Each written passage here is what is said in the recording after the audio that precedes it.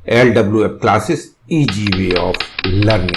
आपको अकबर की नवरत्नों के बारे में एक आसान ट्रिक भी हम बताने वाले हैं इस वीडियो में, और साथ ही साथ अकबर की नवरत्नों से संबंधित जो भी प्रश्न प्रतियोगी परीक्षाओं में पूछे जाते हैं उनको भी हमने इस वीडियो में समाहित किया है, और साथ ही हमने सटीक विवरण भी प्रत्येक नवरत्न का दिया है। तो विवरण बताने से पहले हम आपको बताएं ट्रिक।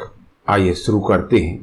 ट्रिक है, वीर मान सिंह ने तानसेन से कहा, अब फर्जी हकीम से तो डरो, उसने रहीम का खाना खाया है और मुल्ला के 2 प्याज भी।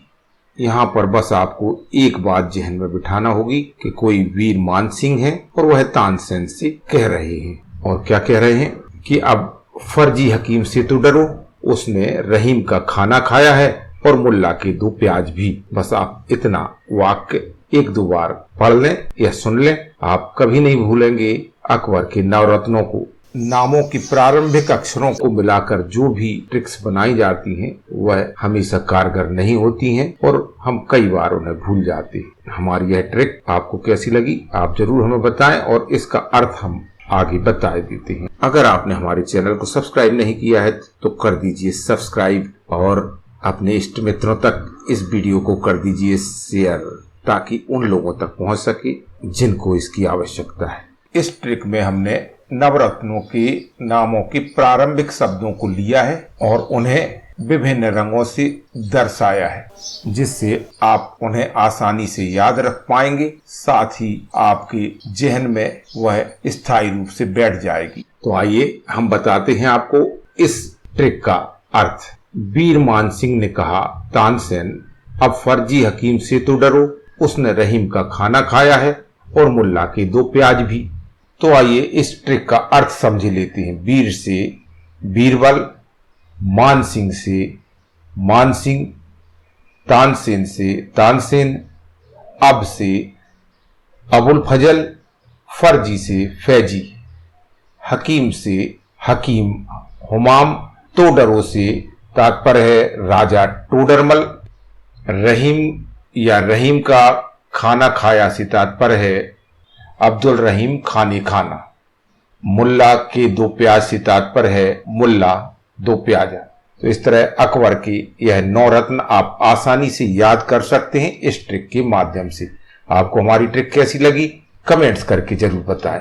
आइए अब हम आपको कुछ विस्तार से महत्वपूर्ण और सटीक जानकारी दिए देते हैं। अकबर कौन था? जलालुद्दीन मोहम्मद अकबर भारत का महानतम मुगल सम्राट था, जिसने भारतीय उपमहाद्वीप के अधिकांश हिस्सों में मुगल शक्ति का विस्तार किया।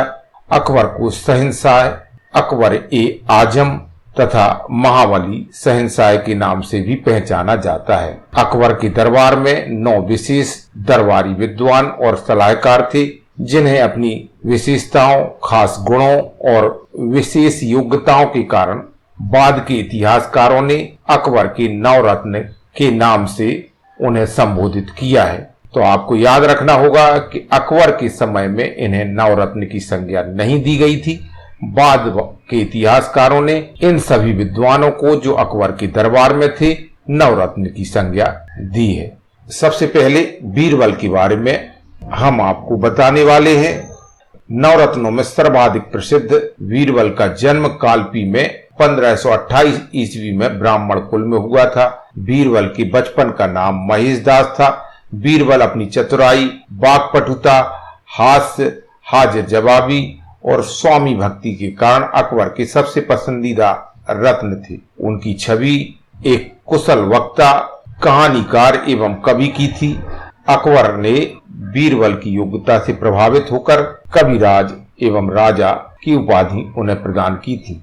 साथ ही 2000 का मनसब भी उन्हें प्रदान किया गया था।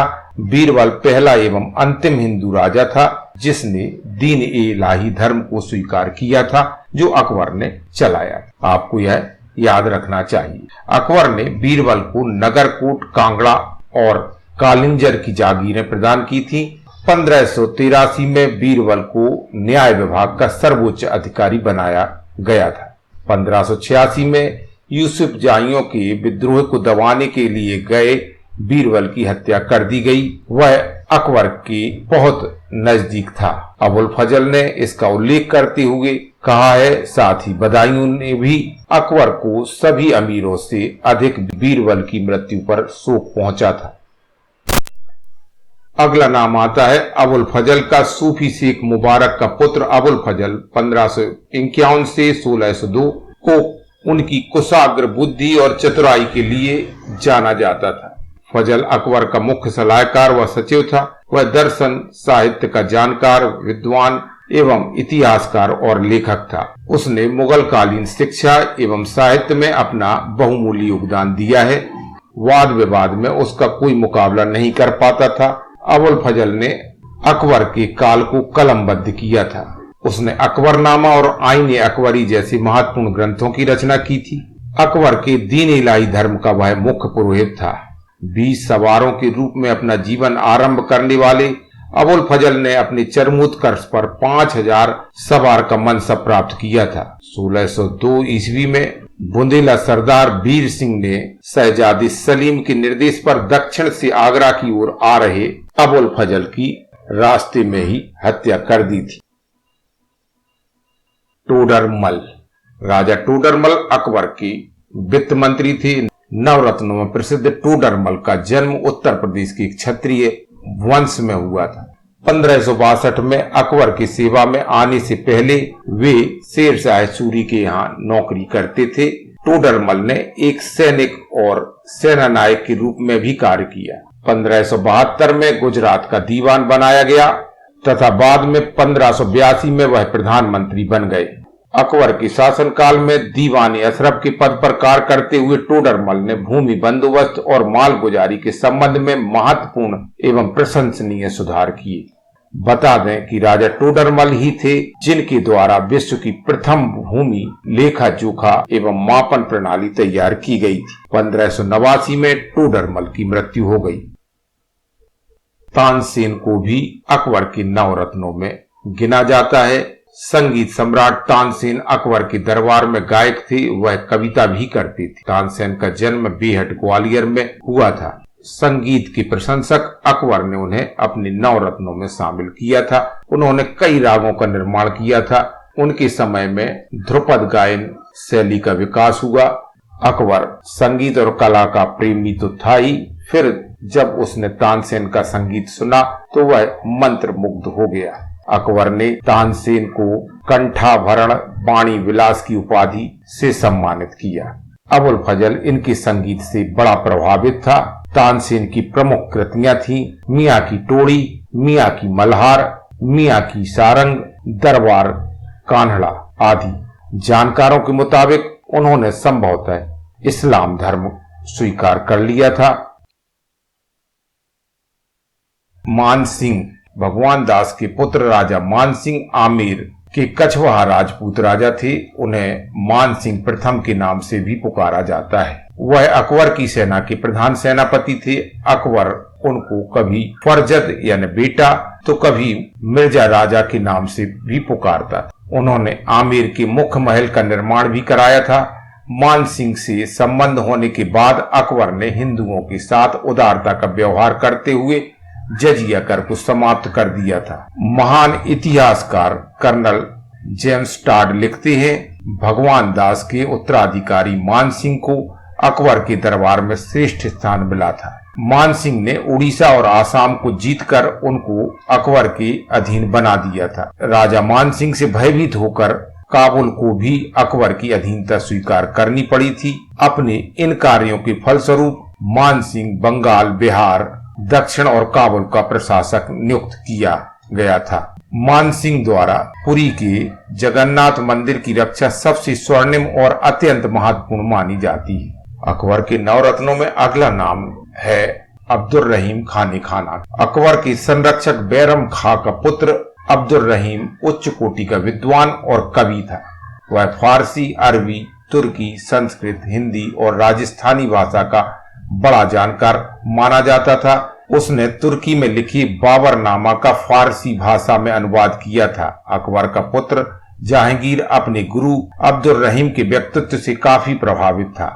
गुजरात प्रदेश को जीतने के बाद अब्दुल रहीम को अकबर ने खान खाना की उपाधि से सम्मानित किया था। आज भी रहीम के दोहे हिंदी साहित्य की अमूल निधि के रूप में जन जन की वाणी से सुने जा सकते हैं। उनका एक प्रसिद्ध दोहा है, आपको अगर याद हो, रहीमन पानी राखिए बिन पानी सब सून, पानी गए न उबरे मोती मानस चून। मुल्ला दो प्याजा। अकबर के 9 रत्नों में एक अरब का रहने वाला मुल्ला हुमायूं के समय में भारत आया। उसका असली नाम अब्दुल हसन था।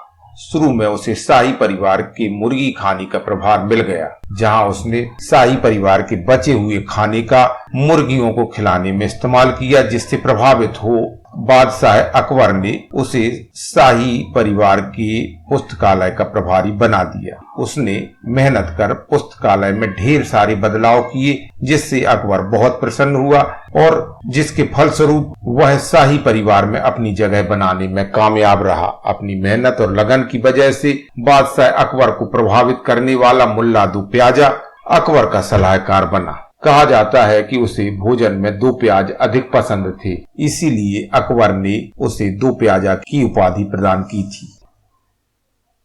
हकीम हुमाम। हकीम हुमाम मुगल सम्राट अकबर का सलाहकार और 9 रत्नों में से एक था। इसका नाम हुमायूं बुली खान था। वह आचारवान, उदार और मीठा बोलने वाला व्यक्ति था। जब हकीम हुमाम अकबर बादशाह की सेवा में भर्ती हुआ, तब सम्मान के विचार से इसका नाम पहले हुमायूं कुली खां हुआ और इसके बाद यह हकीम हुमाम के नाम से प्रसिद्ध हुआ। हकीम हुमाम शाही परिवार के बावर्ची खाने अर्थात रसोई घर का प्रधान था। वह अकबर का सलाहकार भी था। वह लिपि पहचानने और कविता समझने में माहिर था। यह महत्वपूर्ण तथ्य आपको याद रखना चाहिए। फैजी। फैजी 1547 से 1595 अबुल फजल का बड़ा भाई था। अबुल फजल की तरह ही अकबर का बड़ा खास था। फैजी अकबर के दरबार में राजकवि के पद पर आसीन था। वह फारसी में कविताएं लिखा करता था। वह फारसी का विद्वान था। अकबर ने उसे अपने बेटे के गणित शिक्षण के पद पर नियुक्त किया था। वह अकबर द्वारा चलाए गए दीन इलाही का बहुत बड़ा समर्थक माना जाता था। 1595 में उसकी मृत्यु हो गई। हम आपके समक्ष कुछ प्रश्नों को लेकर भी आए हैं, जिनके आपको उत्तर देने हैं। आपको समय मिलेगा 3 सेकंड का। उसके बाद हम इन प्रश्नों के उत्तर भी देंगे। पहला प्रश्न है, निम्न में से किसको अकबर ने कविराय या कविराज की उपाधि प्रदान की थी?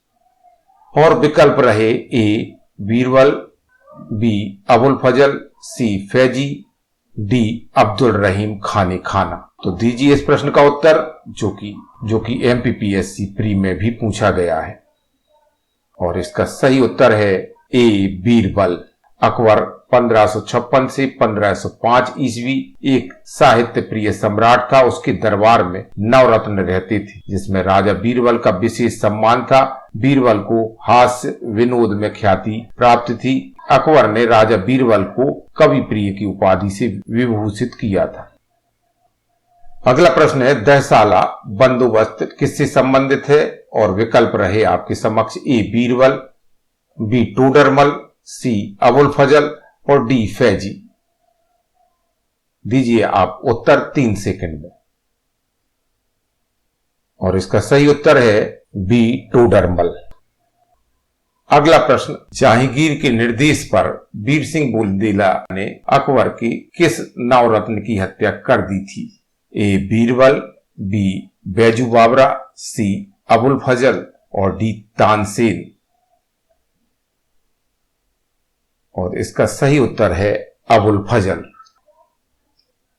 अगला प्रश्न है, अकबर ने किसे कंठाभरण वाणी विलास की उपाधि से सम्मानित किया था? और विकल्प रहे ये ए बीरबल, बी बैजू बावरा, सी अबुल फजल और डी तानसेन। और इसका सही उत्तर है डी तानसेन। अगला प्रश्न, अकबर के 9 रत्नों में से एक बीरबल किस अभियान के समय मारे गए थे?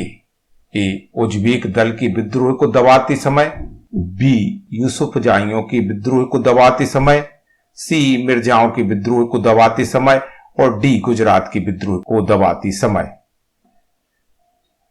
दीजिए उत्तर। और इसका सही उत्तर है यूसुफ जाइयों के विद्रोह को दबाते समय।